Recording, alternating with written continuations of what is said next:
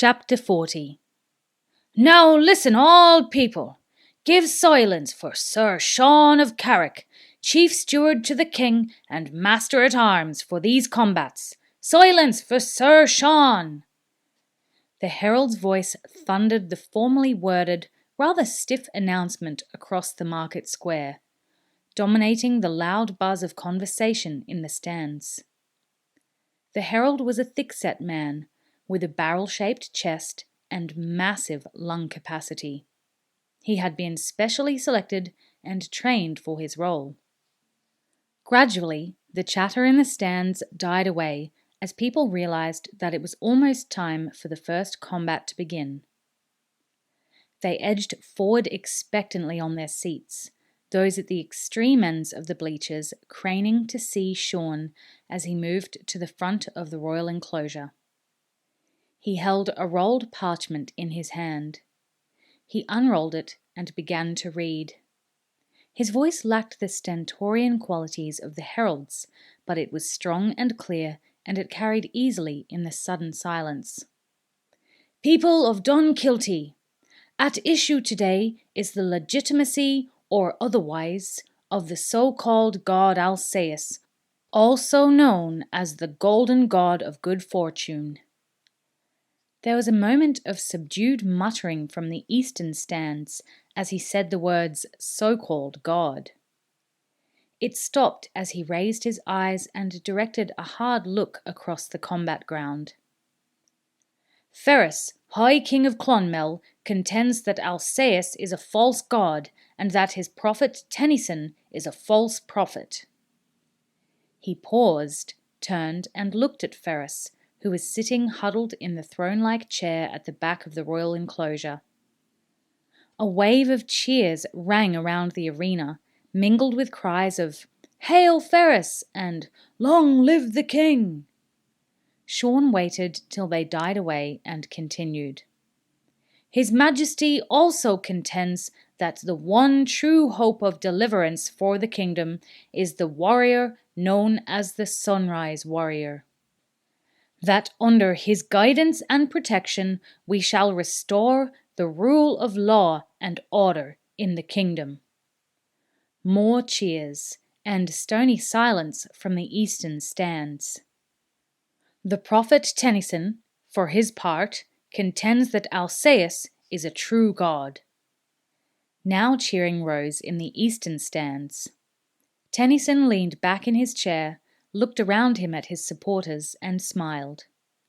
Halt, watching from the opposite side of the field, thought the smile was a smug one. He frowned as he noticed 3 figures sitting behind Tennyson, all cloaked in dull purple. The Genovesans, he realized. Sean was continuing. Tennyson has guaranteed the protection of his god to those who will follow him, and vows that Alcaeus and Alcaeus alone can restore order to the kingdom. These matters having been under contention and with no resolution attained, the parties have agreed to the ultimate resolution of differences, trial by combat. The thunderous cheering that rose now was all-embracing. Both townsfolk and outsiders alike roared their approval. After some 30 seconds, Sean glanced at the herald behind him.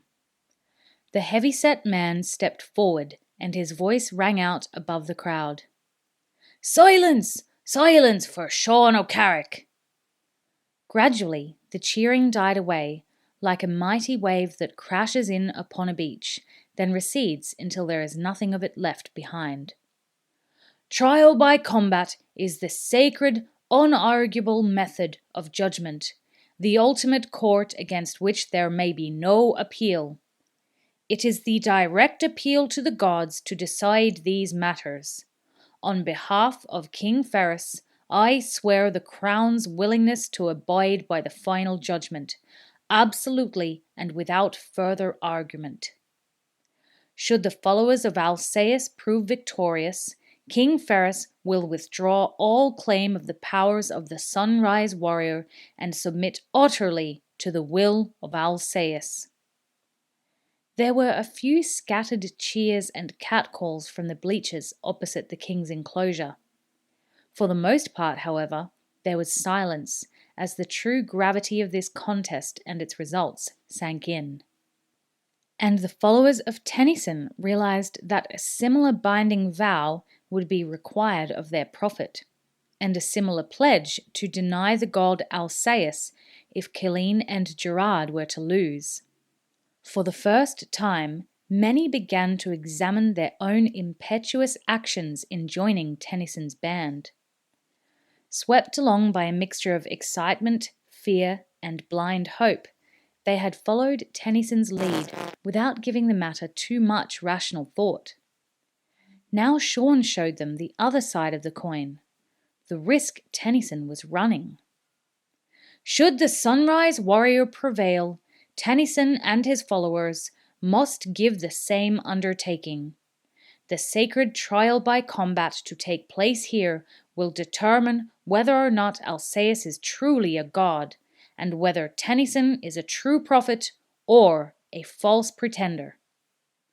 Sean paused, staring across the open ground at the white-robed figure seated opposite him.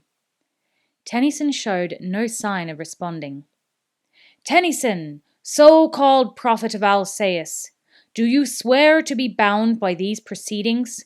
Do you swear to agree to the result of trial by combat, whatever that result may be?" Tennyson, remaining seated, glanced around at his followers. Their eyes were on him. He nodded curtly, but that wasn't enough for Sean. "Stand, Tennyson," he demanded, "and swear to it in the presence and hearing of all here." Still, Tennyson remained seated.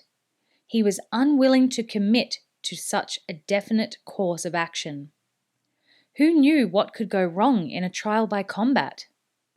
But as he remained seated, he began to hear muttering from his own followers. Not the hardcore 50 or so who were his inner circle. They, after all, were under no delusions that there was a god Alcaeus. But his new converts, the crowds of people swept up from Mount Shannon and half a dozen other villages along the way, were beginning to look at him suspiciously and doubt the level of his conviction and the truth of his teaching. In another few seconds, he realized, he could lose them. Reluctantly, he stood. "I swear it," he said. Sean, opposite him, allowed himself a small, grim smile. "Then let all here witness that fact. These matters will be settled this day by combat. All parties have agreed. All parties will be bound by the result." Slowly, Sean began to roll up the parchment from which he had read the ritualistic formulas setting out the parameters of the day. He glanced to the pavilions, one at either end of the field. "Let the combatants come forward. Horace of Araluen, known as the Sunrise Warrior. Killeen of the Isles, disciple of Alcaeus, step forward and receive your weapons for this sacred trial." And the cheering began to build again as Horace and Killeen emerged from their respective pavilions. Somewhere a drumbeat began, giving them a cadence by which to march. Each warrior was fully armoured.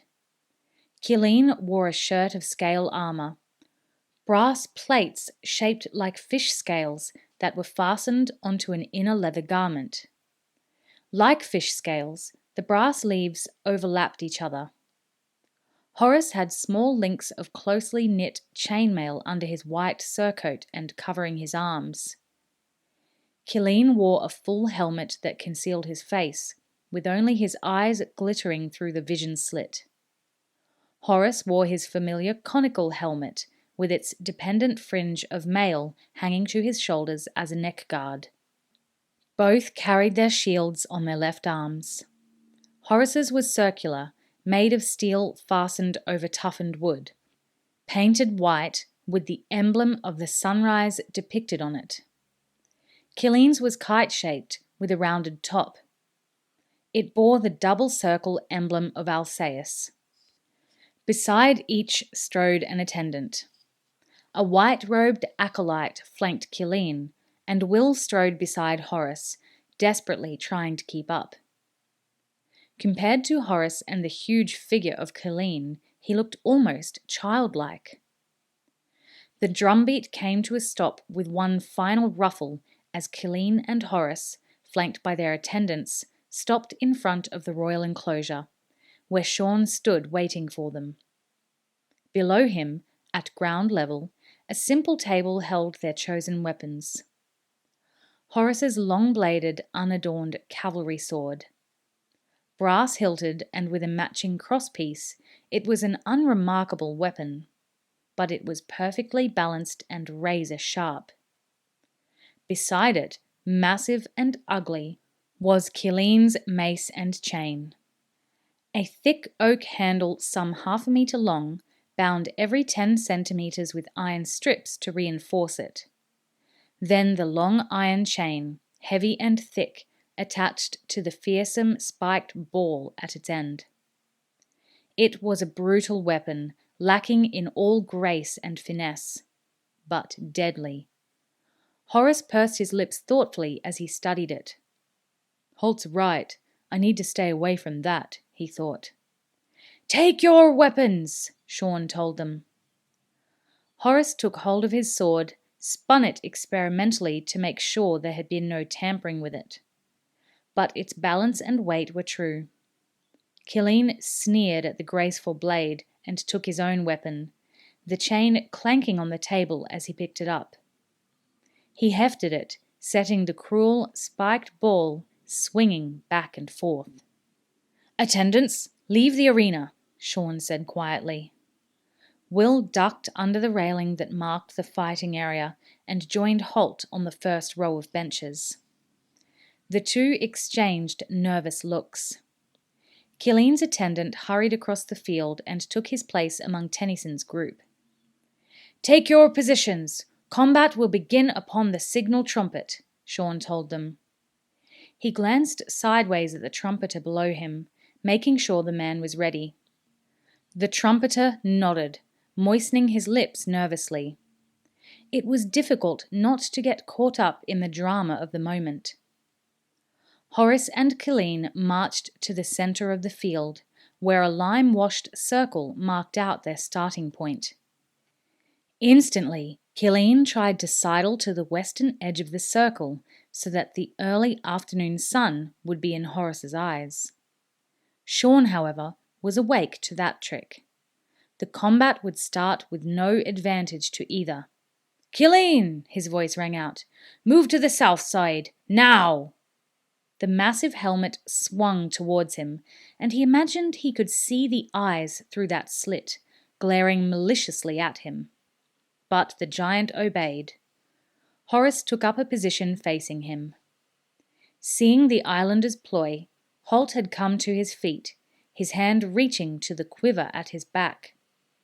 But as Killeen complied with Sean's command, he sat, a little reluctantly. Just let him breach the rules once, he muttered to Will.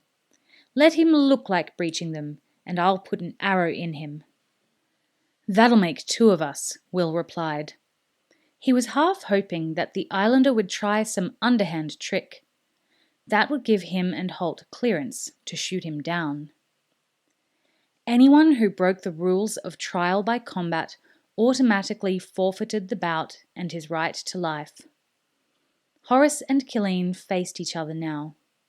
Killeen crouched, knees bent. Horace stood upright, balanced lightly on the balls of his feet. The mace and chain swung heavily and ponderously between them. Horace's sword moved as well, the point describing small circles in the air. Suddenly, shatteringly in the stillness, the signal trumpet brayed its single note. Killeen was big and clumsy, but he was fast, faster than Horace had anticipated, and his thick wrist had the huge strength necessary to flick the mace and chain up and over, so the spiked ball came arcing down in an overhead blow.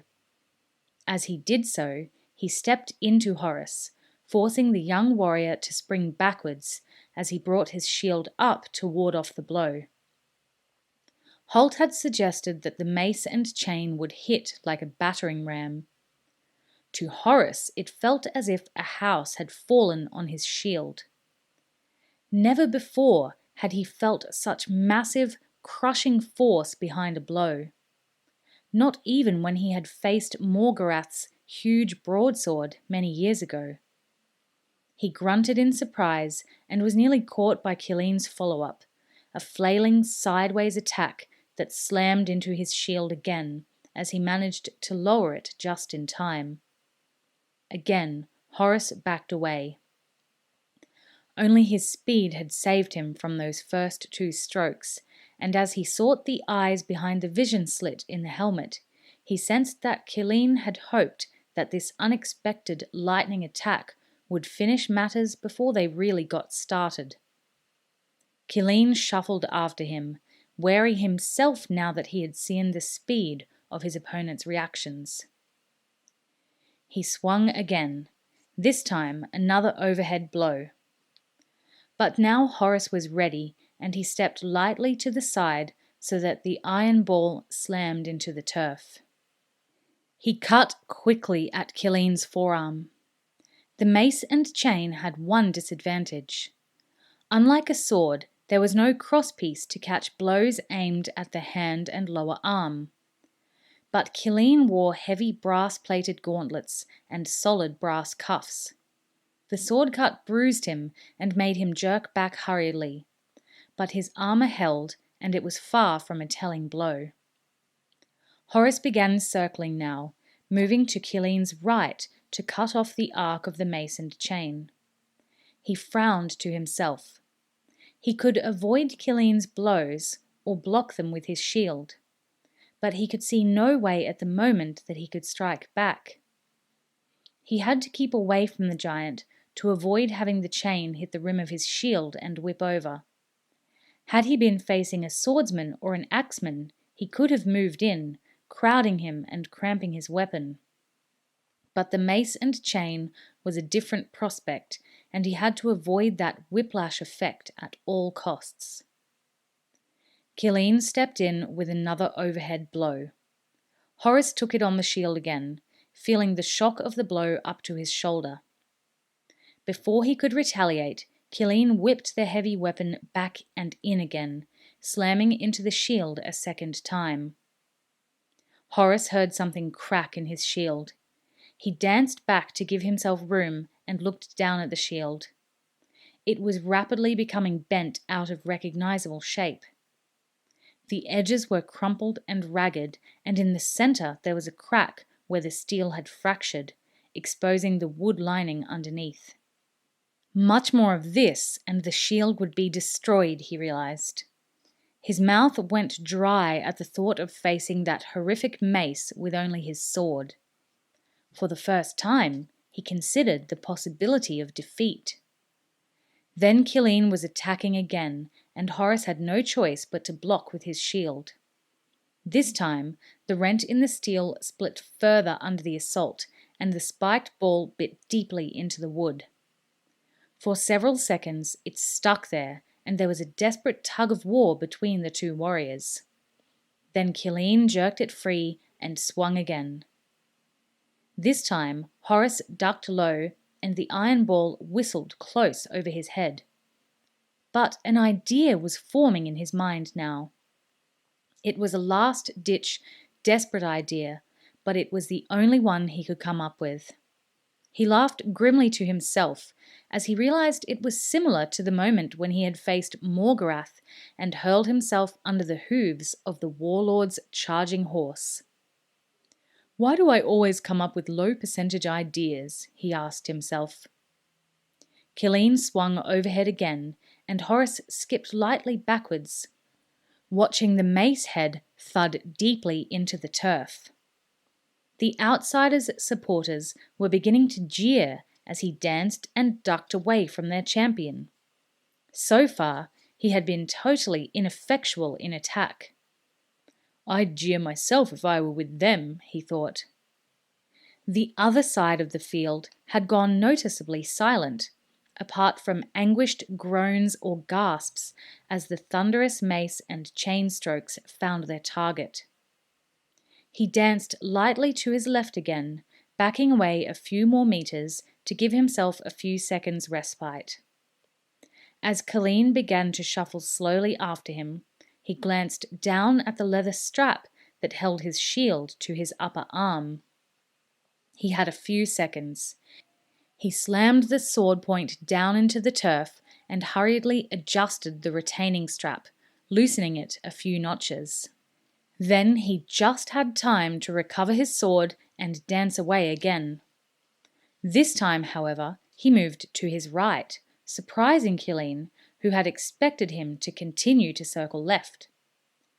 That gave him a few more meters, but now he stood and waited for Killeen. As the islander came at him, he swayed to one side to avoid the mace, then stepped quickly in and lunged the point of his sword at the vision slit in the helmet. Killeen, by now used to attacking without retaliation, was caught by surprise and only just brought his own shield up in time. The moment he was blinded by the raised shield, Horace darted to his left and hacked again at Killeen's weapon hand, then leapt back again. Neither the thrust nor the hand strike were telling blows, but they served the purpose he had set. They infuriated the huge man facing him. Killeen stepped forward with a snarl of rage. The mace and chain whirred in giant circles over his head as he gathered momentum for one crushing final stroke. Eyes narrowed, Horace watched for him to release his wrist and unleash the blow. He knew he would have to judge timing and distance perfectly if his plan were to succeed. Here it came. Judging centimeters with the uncanny natural skill that set him apart from the normal run of warriors, Horace took a half pace forward and brought his shield up to take the blow. He grunted as the mace slammed into the weakened metal and the spiked ball bit deep into the shattered steel and wood. Bit and held. In that same instant, he released his hold on the hand grip and slipped his arm out of the loosened restraining strap. A fraction of a second later, when Killeen jerked the mace and chain back to free it, the battered, crumpled shield went with it, firmly attached to the end of the chain. It soared high and wide in an arc behind the islander, the unexpected extra weight on the end of his weapon jerking him momentarily off balance. It was only natural that he would turn his head in surprise to see what had happened, exposing his neck below the full-face helmet for just a second or two, which was all Horace ever needed. Holding his sword two-handed, he stepped in and swung a lightning side stroke at the exposed 2 centimeters of neck. There was a roar of surprise from both sides of the arena as Killeen's helmet went spinning away to land on the turf with a dull thud. The roar dropped to silence as the spectators realized that his head had gone with it. Killeen's giant torso slowly buckled at the knees and seemed to fold into itself as it collapsed to the ground. Then the western stands began to cheer as they realized Horace, who had essayed only one serious attacking stroke in the entire conflict, had won. Will and Halt were under the railing in a flash. They ran to the center of the field where Horace stood, his sword hanging loosely at his side. He looked at them and smiled tiredly. "I think I'm going to need another shield," he said.